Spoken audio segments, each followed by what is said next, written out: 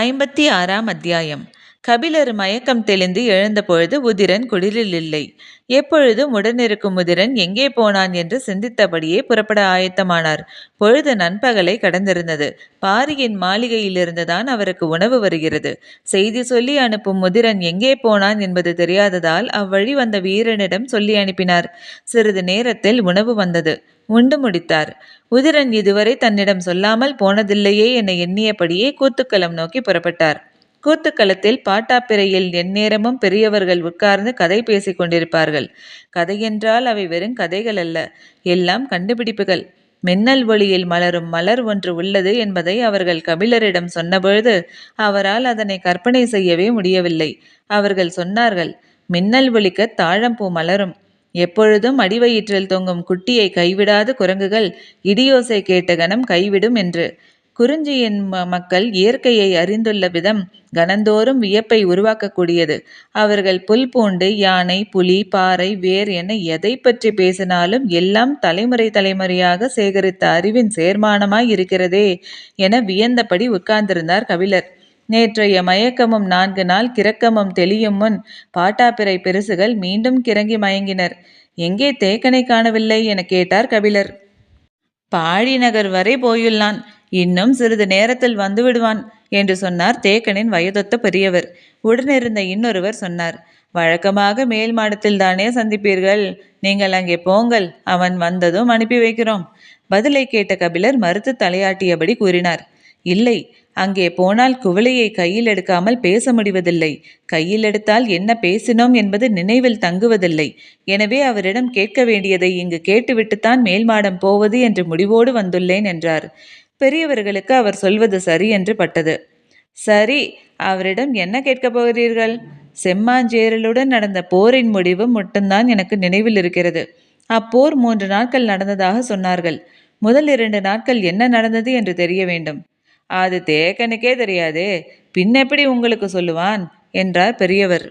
அருகில் இருந்தவர் சொன்னார், அதோ வந்து கொண்டிருக்கிறாரே வாரிக்கையன், அவர்தான் அந்த போரை பாரியோடு சேர்ந்து வழிநடத்தியவன். அவரிடம் கேளுங்கள், சொல்லுவார் என்றார். சிறு தொலைவில் நடந்து வந்து கொண்டிருந்தார் வாரிக்கையன். தேக்கனை விட வயதானவர். ஆனால் உடல் அமைப்பை வைத்து வயதினை கண்டறிந்துவிட முடிவதில்லை. கபிலர் பரம்புக்கு வந்த புதிதில் அது பெருங்குழப்பத்தை உருவாக்கியது. புரிந்து கொள்வது கடினமாகவும் இருந்தது. வேட்டூர் பழையனை விட வயதில் மூத்தவர் இவர் என்று அறிய வந்த பொழுது கபிலரால் நம்ப முடியவில்லை. சமதள மனிதர்களுக்கும் மலை மனிதர்களுக்கும் வயதானதை காட்டும் குறியீடாக இருப்பது நரைமுடி மட்டுமே. அதனை வைத்துதான் பொதுவான தன்மையோடு வயது முதிர்ந்தவர் என துணியலாம். ஆனால் வயதின் காரணமாக பல்வுதிர்ந்து பொக்கவாயாவதென்பது மலை மக்களிடம் இல்லாத ஒன்றாய் உள்ளது. கிழத்தன்மையும் பல்லுதிர்வதும் ஒன்றுக்கொன்று தொடர்புடையமாக சமதளத்தில் பார்க்கப்படுகின்றன. ஆனால் இங்கு அப்படி அல்ல. சிறுவயதிலிருந்தே காய்கனிகளையும் மரப்பட்டைகளையும் கடித்தெழுப்பது அன்றாட நடவடிக்கையாக இருப்பதால் முன்பற்கள் மிக கூர்மையாகவும் பலருக்கு ஒழுங்கற்ற தோற்றத்துடனும் இருக்கின்றன என்பது மட்டுமே கபிலரின் மனப்பகுதியில் இருந்தது. ஆனால் பெரும்பாலோருக்கு பற்கள் உதிர்வதில்லை. அப்படியே உதிர்ந்தாலும் 1-2 தான் உதிர்கின்றனே தவிர அத்தனை பற்களும் இல்லாத பொக்கவாய் மனிதர்களை பரம்பில் இன்று வரை கண்டதில்லை. வாரிக்கையனை முதலில் பார்த்த பொழுது அவர் தேக்கனை விடவும் வேட்டூர் பழையனை விடவும் வயதில் மூத்தவர் என்பதை கபிலரால் நம்ப முடியாததற்கு காரணம் தென்னங்காயை பல்லால் கடித்திழுத்தபடியே அவர் கபிலரோடு பேசிக் கொண்டிருந்தார் என்பதுதான். வாரிக்கையன் தளர்ந்த நடையில் மெதுவாக வந்து பாட்டாப்பிரையில் உட்கார்ந்தார். சின்னதாய் பெருமூச்சு வாங்கியது. சிறிது நேரம் கழித்து பேசத் தொடங்கிய கபிலர் செம்மாஞ்சேரலுடன் நடந்த போரினை பற்றி விவரத்தை கேட்டார். வாரிக்கையன் கால் மடக்கி உட்கார்ந்தார். அது போரே அல்ல என்றார். 3 நாட்கள் போர் நடந்ததாக தானே சொன்னார்கள் என்றார் கபிலர். நாம் போர் நடத்தியிருந்தால் 3 பொழுதுக்குள் அது முடிந்திருக்க வேண்டும். பரம்பின் தன்மை தெரியாமல் செம்மாஞ்சேரல் மொத்த படையையும் கொண்டு வந்து கழுவாரிக்காட்டிலே நிறுத்திவிட்டான். நம்மில் ஒரு வீரன் கூட அவனது கண்ணீர் படாமல் அவனது மொத்த படையையும் அழித்திருக்க முடியும். அவ்விட அமைப்பு அப்படி என்றார். பின்னர் ஏன் அழிக்கவில்லை? போர் ஏன் 3 நாட்கள் நீடித்தது? அப்பொழுதுதான் நாங்கள் முதன்முறையாக திரள் கொண்ட குதிரைப்படையை கண்ணீர் பார்த்தோம். யவனர்களுக்கு மிளகினை ஏற்றுமதி செய்து அதற்கு கைமாறாக வலிமை மிகு குதிரைகளை வாங்கியது சேரர்கள்தாம். அதன் பின்தான் மற்ற 2 பேரரசுகளும் குதிரைகளை இறக்குமதி செய்ய தொடங்கின என்பது கபிலருக்கு தெரியும். ஆனால் பரம்பின் மக்கள் முதன்முறையாக செம்மாஞ்சேரலுடனான போரின் பொழுதுதான் குதிரைப்படையை பார்த்துள்ளனர் என்பது புதிய செய்தியாக இருந்தது. குதிரைப்படையை பார்த்ததும் பாரி தாக்கும் திட்டத்தை கைவிட்டு விட்டான். முன்களத்தில் நின்ற எனக்கு அவன் முடிவினை மாற்றியது தெரியாது. அவனிடமிருந்து குறிப்பு சொல் எதுவும் எனக்கு வரவில்லை. நான் பாரியின் உச்சி மறைப்புகளில் சிறு படையோடு நின்று கொண்டிருந்தேன். பாரியிடமிருந்து எவ்வித ஓசையும் கேட்கவில்லை. செம்மாஞ்சேரலின் படை எங்களை கடந்து முன்னுக்கு போய்க் கொண்டிருந்தது. நாங்கள் பாரியின் மேல் மறைப்புகளில் நின்றிருந்தோம். பாரி பரம்பின் மொத்த படையையும் பின்னுக்கு நகர்த்தி உள்காடுகளுக்குள் போய்விட்டான். செம்மாஞ்சேரலும் தொடர்ந்து போய்கொண்டிருந்தான். அவனது குதிரைப்படை மிக வலிமையானது. எனவேதான் அவன் துணிந்து காடுகளுக்குள் நுழைந்து கொண்டிருந்தான். குதிரைகள் ஒன்று கூட சேதாரமாக கூடாது, அனைத்தும் பரம்புக்கு வேண்டும் என்று கூறிவிட்டான் பாரி. திட்டத்தை அதற்கு தகுந்தாற்போர் மற்றவர்கள் மாற்றிவிட்டனர். பாரி ஏன் படையை பின்னால் நகர்த்தி போகிறான் என்று புரியாத குழப்பத்தில் நான் இருந்தேன்.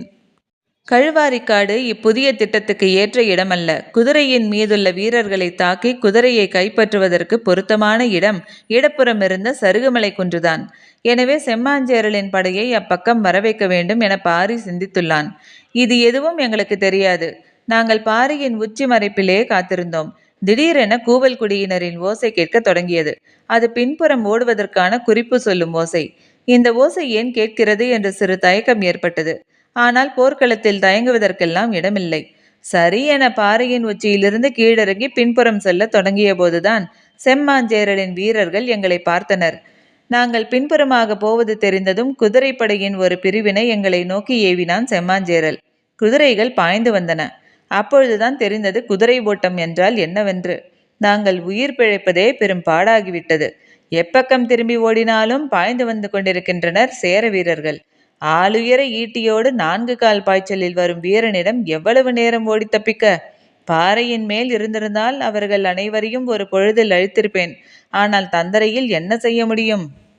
என்னிடம் இருந்தவர்கள் மிக குறைந்த வீரர்களே. விரட்டி வந்தவர்கள் 4 மடங்கு அதிக வீரர்கள். நாங்கள் யாரும் தப்பி பிழைக்கப் போவதில்லை என்றுதான் தோன்றியது. பாறையின் உச்சியில் பாதுகாப்பாய்தானே இருந்தோம். ஏன் கீழே இறங்கி ஓடிவிட்டான் பாரி என்ற குழப்பம் வேறு மனதுக்குள் ஓடிக்கொண்டிருந்தது. குதிரை வீரர்கள் மிக அருகில் வந்துவிட்டார்கள். அப்பொழுதுதான் சருகுமலையின் இடப்புற பிளவிலிருந்து கூவல் குடியினரின் குறிப்பு சொல் ஓசை கேட்டது.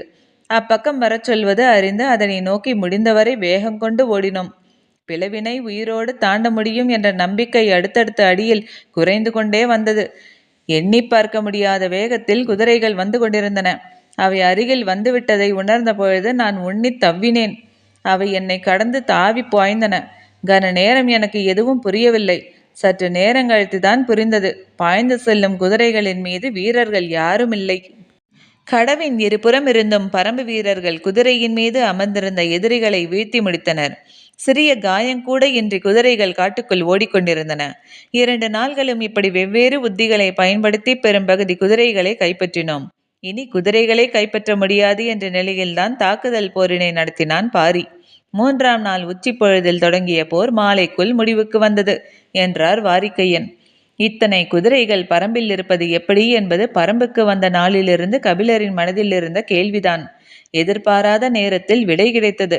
வாரிக்கையன் செம்மாஞ்சேரலுடனான போரினை சொல்லி முடித்ததும் அருகிருந்த பெரியவர், கைப்பற்றிய குதிரைகளை காட்டின் தன்மைக்கேற்ப எப்படியெல்லாம் பயிற்றுவித்தோம் என்பதையும் இத்தனை ஆண்டுகளில் குதிரைகளின் எண்ணிக்கை பல மடங்கு அதிகரித்திருப்பதற்கான காரணத்தையும் விவரமாக விளக்கினார்.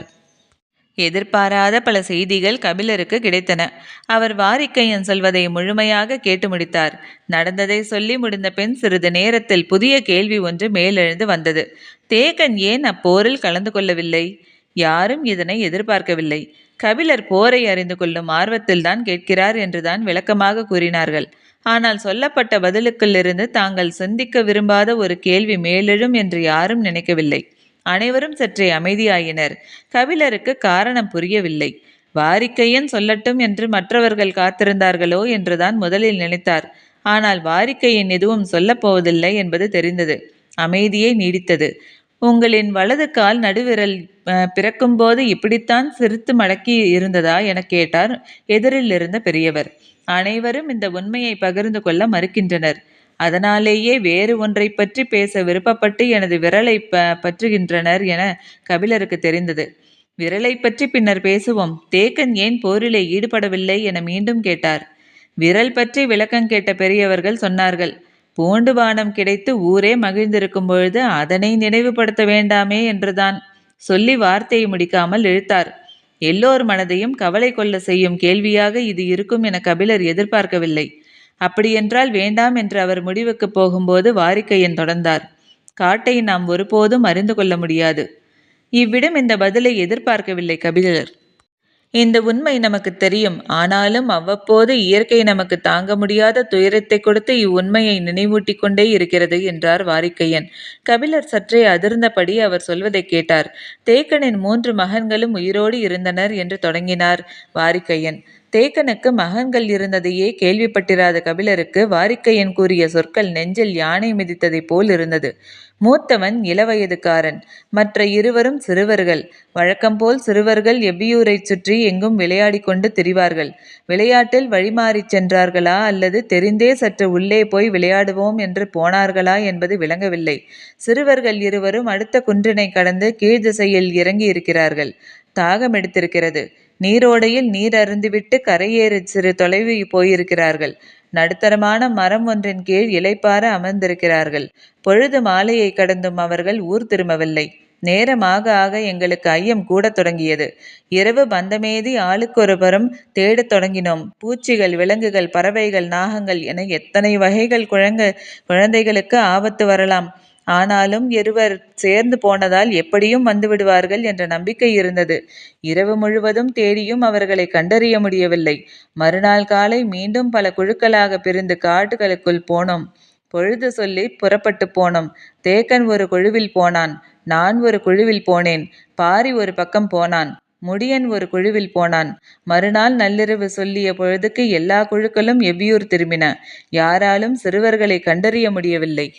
என்ன செய்யலாம் என்று சிந்தித்துக் கொண்டிருந்த போதுதான் தேக்கனின் மூத்த மகன் ஊர் திரும்பவில்லை என்ற இன்னொரு உண்மை தெரிய வந்தது. அவன் கீழ்திசை போன குழுவில் சென்றான். அப்பகுதியில்தான் ஏதோ ஆபத்து இருக்கிறது என்ற முடிவுக்கு வந்தோம். அனைவரும் அப்பகுதிக்கு போகலாம் என்று புறப்பட்ட பொழுதுதான் செம்மாஞ்சேரலின் படை புறப்பட்டு செய்தி வந்து சேர்ந்தது. வேறு வழியில்லாமல் எங்கள் எல்லோரையும் போருக்கு அனுப்பி வைத்துவிட்டு தேக்கன் மட்டும் சில வீரர்களோடு அத்திசை நோக்கி போனான். 2 நாட்கள் தேடி இருக்கின்றனர். எதுவும் அறிய முடியவில்லை. குகைகள், பிளவுகள், பள்ளங்கள், பெருமரப் பொடவுகள், அடர்புதர்கள் என எல்லா இடங்களிலும் தேடியுள்ளனர். அவர்களுக்கு எந்த தடயமும் கிடைக்கவில்லை. நாளாக ஆக தேக்கனுக்கு நம்பிக்கை கூடத் தொடங்கியது.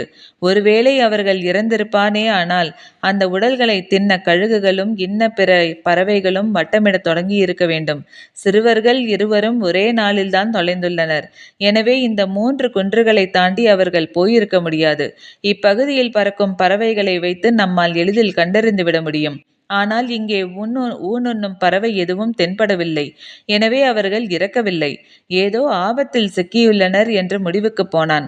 என்ன ஆபத்து என்பதை ஊகிக்க முடியவில்லை. இம்மூன்று குன்றுகளில் பெரும் பாறை பிளவுகளோ ஆற்று பள்ளங்களோ எதுவுமில்லை. வேறெங்கு சிக்கியிருப்பார்கள் என தெரியாமல் திகைத்த பொழுதுதான் நடுத்தரமான மரம் ஒன்றின் அடிவாரத்தில் மூவரும் கிடப்பதை வீரர்கள் பார்த்துள்ளனர். தொலைவில் அதனை பார்த்தவுடன் ஓசை எழுப்பி தேக்கனுக்கு கூறியுள்ளனர். கதையை சொல்லிக் கொண்டிருந்த வாரிக்கையன் வார்த்தைகளை தொடராமல் நிறுத்தினார். கேட்டுக்கொண்டிருந்த கபிலர் மூர்ச்சையானது போல் இருந்தது. தேக்கன்தான் காடறிந்த பேராசான் என்பதை பரம்பே உணர்ந்த கணம் அதுதான் என்றார். கபிலருக்கு விளங்கவில்லை. சற்று மூச்சு வாங்கியபடி வாரிக்கையன் தொடர்ந்தார். மகன்கள் மூவரும் ஒரு மர அடிவாரத்தில் கிடப்பதை பார்த்தவுடன் யாராக இருந்தாலும் ஓடிப்போய் தூக்கியிருப்பார். ஆனால் தொலைவில் இருந்து பார்த்த கணமே தேக்கன் கொடுத்த முதல் குரல் யாரும் அருகில் போகாதே என்பதுதான். வீரர்கள் அப்படியே நின்றுள்ளனர். தேக்கன் மிக தள்ளி நின்று அம்மரத்தையே பார்த்துள்ளான். காற்றில் சற்றே வீச்சம் ஏறியிருந்தது. அவர்கள் இறந்து விட்டனர் என்பதை முடிவு செய்துள்ளான். இறந்தவர்களின் உடலை காட்டுயிரினங்கள் பொழுதுக்குள் இல்லாமல் செய்துவிடும். ஆனால் இவ்வுடல்களை எதுவும் ஒன்றும் செய்யவில்லையே, ஏன்? தந்தை என்பதை மறந்து மறுகணமே தேக்கனாய் நின்றுள்ளான். கண்ணீர் மேலேற இடம் தராமல் காரணங்களையே சிந்தித்துள்ளான். அதனையும் மீறி சில வீரர்கள் அருகிற் செல்ல முனைந்த பொழுது கடுங்கோபத்தோடு தடுத்துள்ளான். தேக்கன் மட்டுமன்று, எவ்வியூரில் இருக்கும் யாரும் நம்ப முடியாத உண்மை ஒன்று வெளிவரத் தொடங்கியது. அங்கு நின்றிருந்தது ஆட்கொல்லி மரம். பலா இலை போல விரிந்த இலையுடையது. அதன் முனை முழுவதும் சுனை சுனையாயிருக்கும். மெல்லிய முள்ளினை போன்ற அச்சுனை காற்றிலே உதிர்ந்து கொண்டே இருக்கும். யாராவது அருகில் போனால் அச்சுனை உடலிலே படும். பட்டவுடன் அரிப்பெடுக்கும். நாம் கையை வைத்து தேய்ப்போம். தேய்த்தவுடன் அது உள்ளே போய் குருதியில் கலக்கும். அந்த சுனையின் நஞ்சு கொடுமையிலும் கொடுமையானது. கன நேரத்தில் மூர்ச்சையாகும். அதன் கிளையில் எந்த ஒரு பறவையும் அமராது. தப்பித்தவறி ஏதாவது ஒரு பறவை அமர்ந்தால் அமர்ந்த கணமே செத்து விழுந்துவிடும். உற்று பார்த்தால்தான் அதன் எலும்புகள் இலைகளுக்கு இடையே சிக்கியிருப்பது தெரியும். இக்கொடிய மரம் பரம்பில் எங்கெங்கே இருக்கிறது என்பதை எல்லோரும் அறிவோம். சிறு வயதிலிருந்தே அவ்விடத்தை சொல்லியே குழந்தைகளை வளர்க்கிறோம். ஆனால் எங்களில் யாராலும் அறிய முடியாத உண்மை என்னவென்றால், எவ்வியூரின் மிக அருகில் 2ஆம் குன்றில் ஆட்கொல்லி மரம் ஒன்று இவ்வளவு பெரிதாக வளர்ந்திருக்கிறது என்பதுதான். பறவைகள் எதுவும் இம்மரத்தில் தங்குவதில்லை என்பதால் இதன் விதைகள் எளிதில் பரவுவதில்லை. ஏற்கனவே இருக்கும் மரத்தை சுற்றித்தான் மற்றொரு மரம் முளைக்கத் தொடங்கும். பரம்புமலையில் 8 இடங்களில் ஆட்கொல்லி மரங்கள் உண்டு. ஆனால் எவ்வித தொடர்பும் இல்லாமல் தனித்த மரம் ஒன்று இவ்விடம் எப்படி முளைத்தது என்பது இன்று வரை எங்களுக்கு தெரியவில்லை. அதன் ஒற்றை விதை இவ்விடம் எப்படி வந்து சேர்ந்தது என்பது பெரும் வினா. நீரோட்பாதையல்ல இது. எனவே நீர் அடித்து வந்திருக்க வாய்ப்பே இல்லை. ஏதோ ஒரு விலங்கோ பறவையோ அதன் கனியை உண்ணக்கூடியதாக இருந்திருக்க வேண்டும். அதனால்தான் அதன் விதை இவ்விடம் வந்திருக்க வேண்டும். இவையெல்லாம் தேக்கன் தொடர்ந்து எங்களிடம் சொல்லியது. அவன் மரணத்தின் துயரை மரத்தை வெல்லும் அறிவாக மாற்ற முயன்று கொண்டிருந்தான். வாரிக்கையன் இறுதி பகுதியை ஏன் வேக வேகமாக சொன்னார் என்பது கபிலருக்கு இப்பொழுதுதான் தெரிந்தது. பாட்டாப்பிரையை நோக்கி தேக்கன் வந்து கொண்டிருந்தார். இயல்பாக ஏதோ ஒன்றை பற்றி பேசிக் கொண்டிருப்பதைப் போல காட்டின் கொல்ல பெரியவர்கள் முயற்சி செய்து கொண்டிருந்தார்கள். வேக வேகமாக வந்த தேக்கன் பாட்டாப்பிரையில் ஏறி அமர்ந்தார். கலங்கி போயிருந்த கபிலர் அகத்தையும் முகத்தையும் மாற்றப் பெரிதும் முயன்றார். தேக்கனிடம் இதுவரை கேட்காத கேள்வியை கேட்டு பேச்சினை வேறு பக்கம் கொண்டு செல்ல வேண்டும் என்று தோன்றியது. அமைதி நீடிப்பதை விரும்பவில்லை. ஆனால் எதை கேட்பதென்று தெரியவில்லை. தேக்கனின் கால்களை பார்த்தார் கபிலர். எல்லா விரல்களும் ஒன்று போலத்தான் இருந்தன. ஏன் இந்த எண்ணம் தோன்றியது என தன்னையே இகழ்ந்து கொண்டார். மற்றவர்களும் பேசாததால் அமைதி நீடித்தது. நீண்ட நாள் கேட்க நினைத்த கேள்வி ஒன்று சட்டென கபிலருக்கு நினைவுக்கு வந்தது. தேக்கனை பார்த்து கேட்டார். பாரி முல்லை கொடிக்கு தேரை கொடுத்தான் என்று பாணர்கள் சமதள மக்களிடம் பாடி திரிகிறார்களே, அது உண்மையா? பாட்டாப்பிரையில் இருந்த யாருக்கும் இது பற்றி தெரியவில்லை. ஒரு பெரியவர் மட்டும் சொன்னார். அவன் கொல்லிக்காட்டு விதையவே கொடுத்தவனப்பா, தேரெல்லாம் ஒரு பொருட்டா என்று மட்டும் எதிர்கேள்வி கேட்டார். ஆனால் கபிலர் கேட்டதற்கான பதில் வரவில்லை. தேக்கனுக்கு இதென்ன கேள்வி என்று பட்டது. படர வழியின்றி ஒரு கொடி இருந்தால் அதற்கு வழி அமைக்கும் வேலையை எல்லோரும் தானே செய்வார்கள். இதனை பெரியதாய் பாணர்கள் பாடுவதற்கு என்ன இருக்கிறது என நினைத்தார். சரி, பாரியிடமே கேட்டுவிடுவோம் என்று கபிலரை அழைத்து கொண்டு வேக வேகமாக மேல் மாடத்துக்கு வந்தார் தேக்கன். வேகத்துக்கு காரணம் தவழக்கூடிய மட்டுமன்று, தழும்பும் குவளையும்தான். அங்கே காலம்பனும் பாரியும் இருந்தனர். கபிலரின் வருகைக்காக தொடங்காமல் காத்திருந்தனர். நுழைந்ததும் கபிலர் சொன்னார். குவளையை ஏந்துமும் எனக்கு ஒரு விடை தெரிய வேண்டும். கபிலரிடமிருந்து அவ்வளவு அவசரமாக முன்வரும் கேள்வியை எதிர்கொள்ளும் ஆவல் பாரியின் முகத்திலே தெரிந்தது. கபிலர் கேட்டார். நீ முல்லை கொடிக்கு தேரை கொடுத்தாய் என்று பாணர்கள் பாடுகின்றார்களே, அது உண்மையா? இத்துடன் அத்தியாயம் முடிவடைந்தது. நன்றி.